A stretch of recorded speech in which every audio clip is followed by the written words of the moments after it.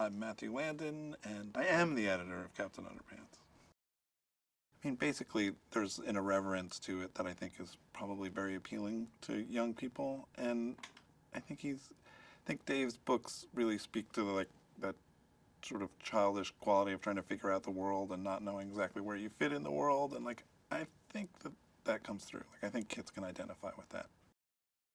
They're pranksters, and they use pranks to sort of define their opposition to their principal. The bulk of their pranks are about alleviating the oppressive nature in school.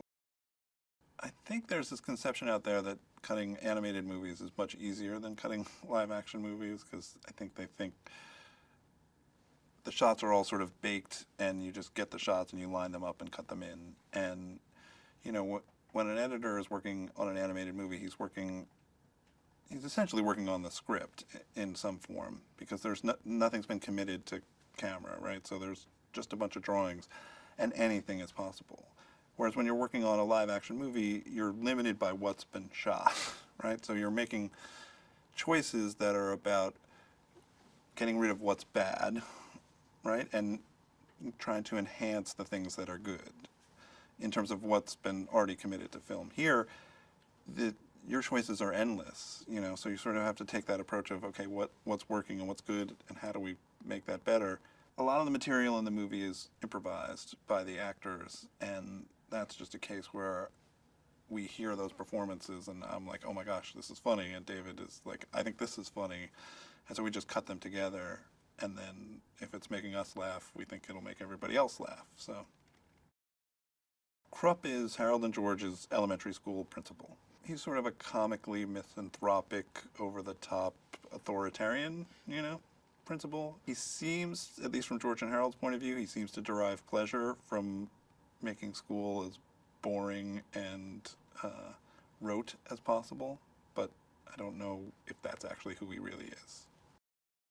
Captain Underpants is George and Harold's sort of imagination brought to life vis-a-vis their Principal Krupp. So he's a simplistic 12-year-old boy's idea of a silly superhero, and in the movie he embodies that idea.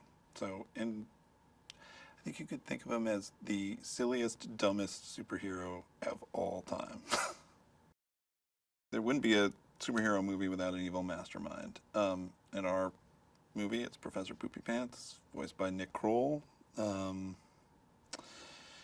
He is a brilliant scientist who has been scorned by the science orthodox for having a ridiculous last name, and he is burned over this for his entire career and has dedicated his life to eradicating laughter. I think the performances are amazing. I think Kevin Hart, who is an adult, and Thomas Middleditch, who I don't think enough people know, but they should, they're two adults voicing, what are ostensibly 11-year-old boys, and I think they capture that boy, young, childlike thing perfectly. So I think people will be amazed at how these men wind up making you believe they're little boys, and doing so in a way that is super funny, super entertaining, super charming. The movie's about friendship, right?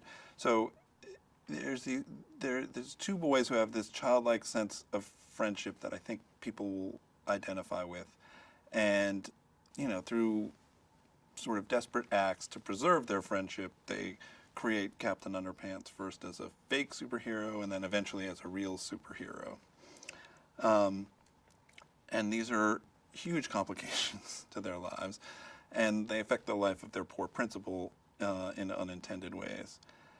So it's through Edith that the boys are able to see that what makes them special, once they're finally secure in their friendship, is that they have someone they can confide in, and so they sort of generously try to gift that sense of friendship to Principal Krupp through Edith.